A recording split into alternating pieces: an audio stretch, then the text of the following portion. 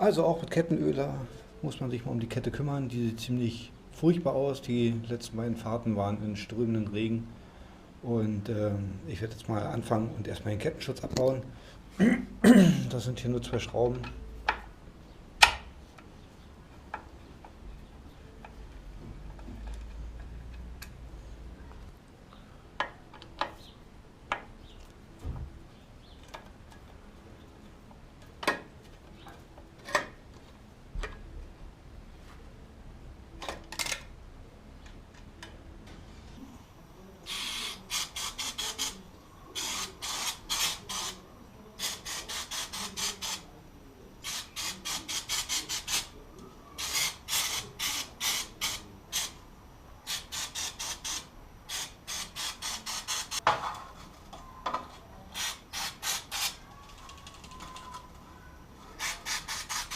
So, das sieht ja schon mal wieder ganz ordentlich aus.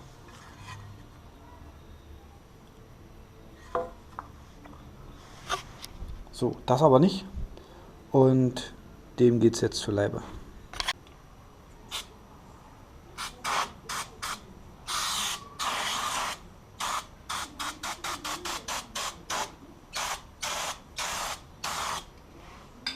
Keine Angst, das ist kein Bremsenreiniger, das ist Kettenreiniger.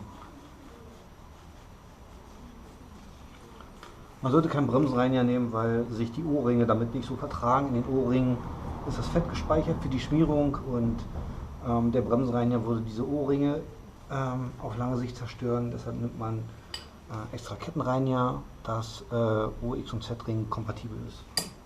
Die Kette ist jetzt also sauber und das Rad auch. Und der Öler ist auch wieder richtig dran. Und jetzt werde ich anfangen und werde mir mal die Kette anschauen, ob sie noch gut ist. Also ich kann sie nicht abziehen, das ist schon mal ein gutes Zeichen.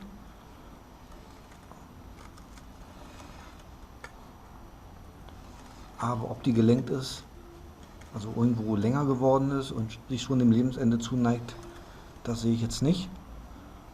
Und wie das geht, zeige ich jetzt. Also die Kettenlängung misst man, indem man sich einen Pin schnappt und 21 Stück zählt. Also bis zur 20.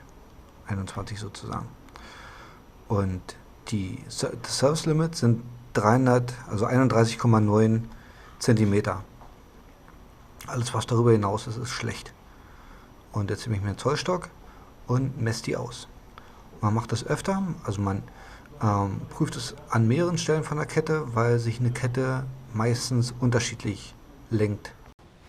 Ich markiere mir jetzt hier also einen Pin irgendwo und fange an von hier abzuzählen. 1, 2, 3, 4, 5, 6, 7, 8, 9, 10, 11, 12, 13, 14, 15, 16, 17, 18, 19, 20, 21. Ja, 21 Pins, wenn ich von 0 anfange, 20. Und jetzt messe ich den Abstand zwischen den beiden Pins. Aber dadurch, dass also ich habe keinen Messschieber, der so lang ist, deshalb versuche ich es einfach so genau wie möglich zu messen und komme hier bei 31,7 ungefähr an. Und das Verschleißmaß ist bei 31,94. Also es war sehr ungenau, aber noch innerhalb der Toleranz. Ich habe es mit einem Messschieber ausprobiert, indem ich geschaut habe, wie genau das Maßband ist. Und ich habe auf 20 cm eine Abweichung von 1 mm.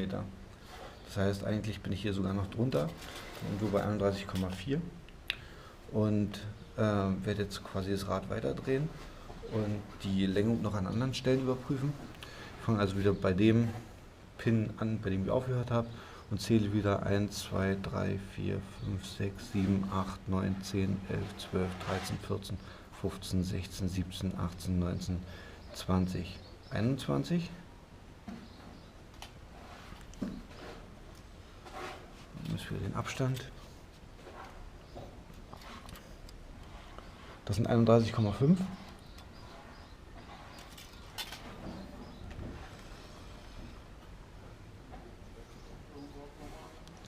1, 2, 3, 4, 5, 6, 7, 8, 9, 10, 11, 12, 13, 14, 15, 16, 17, 18, 19, 20, 21.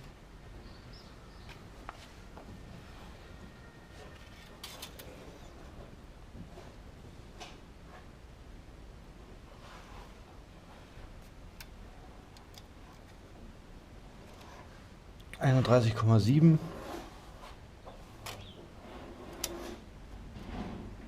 Ungefähr. 1, 2, 3, 4, 5, 6, 7, 8, 9, 10, 11, 12, 13, 14, 15, 16, 17, 18, 19, 20, 21.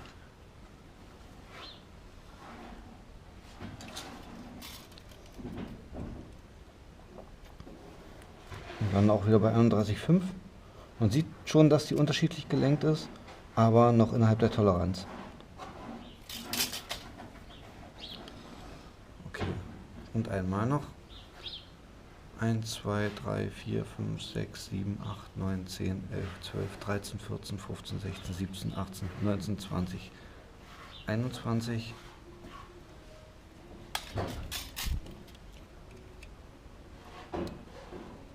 Und das sind auch 31, 6, 7 ungefähr. Okay, damit bin ich im Grunde einmal rum. Und die sieht eigentlich noch relativ gut aus für die Laufleistung. Jetzt schaue ich mal, ob die Kette richtig straff ist und halte das Maßband mal ran.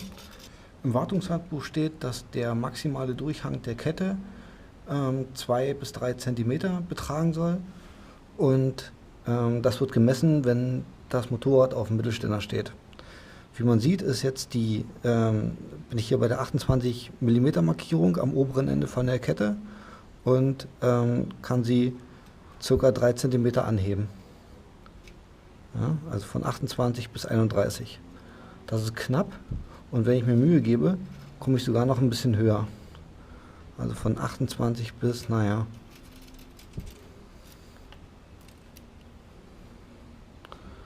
oh, 27,5 von meinem Blickwinkel aus bis 31.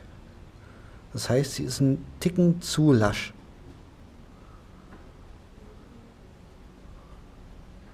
Das sind nämlich genau 3,5 cm. Und das werde ich jetzt nochmal einstellen. Dazu wird die Achsmutter gelöst und mit diesen Schrauben das Hinterrad quasi nach hinten geschoben. Und ob die Kette richtig läuft, ob die richtig gerade ist, also richtig fluchtet, das erkennt man mit einem Laserprüfer. Das ist quasi ein kleiner Laser. Den legt man mit dieser Seite hier auf das Kettenblatt. Kannst du erkennen, also es liegt richtig auf. Und hier sieht man jetzt diesen kleinen Laserpunkt. Und wenn ich den Laser bewege, dann reitet der Strahl auf der Kette bis nach vorne. Ja, und das muss perfekt passen. So. Das setzt natürlich auch voraus, dass es wirklich perfekt aufsitzt. Und jetzt sieht man, wie das auf der Kettenlasche bis nach vorne reitet.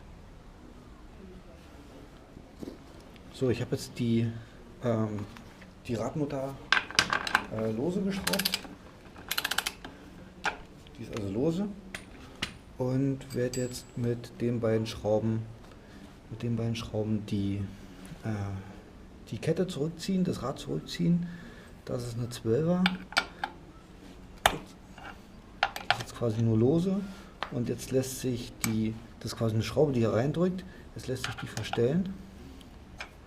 Das macht man am besten immer ein bisschen sachte.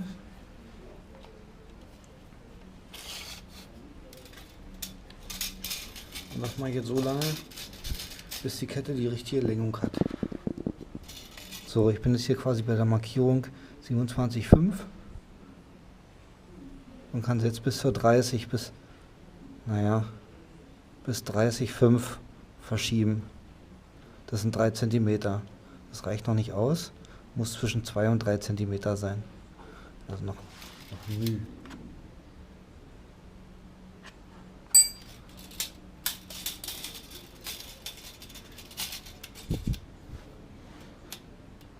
Also hier bei 29,5, 30,5, 31,5, 32. Ja. Je nachdem, wie man es macht, je nachdem, wie doll man zieht, Kommen wir natürlich unterschiedlich hoch. Das sind jetzt hier 2,5 cm.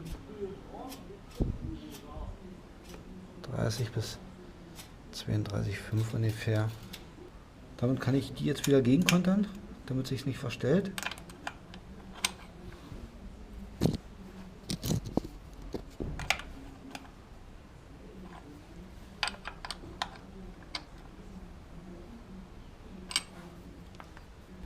Aber jetzt stimmt natürlich nicht mehr die Kettenflucht. Ja, wenn ich jetzt hier nochmal den Laser drauf reiten lasse, dann geht die klar hier an den Laschen vorbei. Ja, aber ich habe jetzt das Rad nur an einer Ecke verstellt, nur in eine Richtung, und damit ist es jetzt quasi gekippt und damit stimmt die Kettenflucht nicht mehr. Und jetzt muss ich es auf der anderen Seite auch noch ein Stück zurückziehen.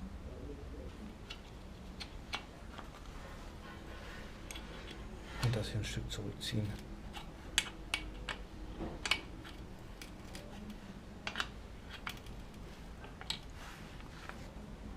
Der Laser liegt jetzt genau am Kettenblatt auf und man sieht, wie er schön auf den Laschen lang reitet. Ja, bis hier vorne hin.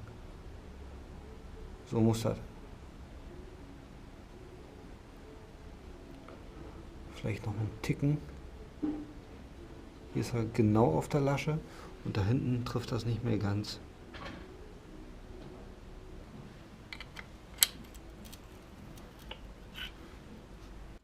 Und jetzt passt es. Also reitet genau auf der Lasche.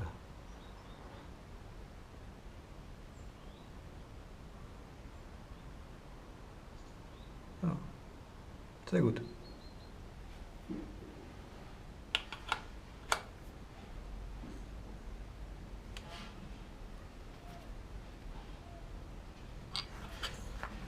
Die Achsmutter kriegt jetzt also 100 Newtonmeter.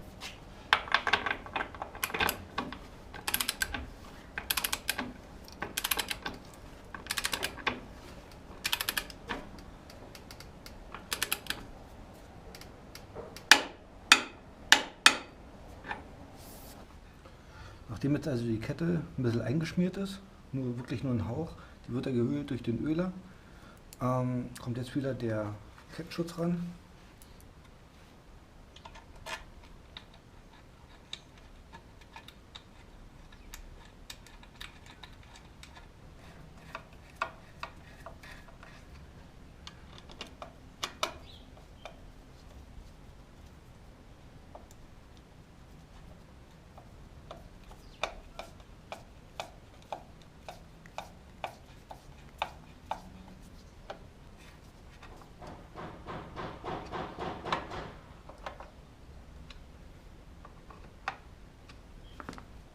Okay, also sieht ja wieder gut aus.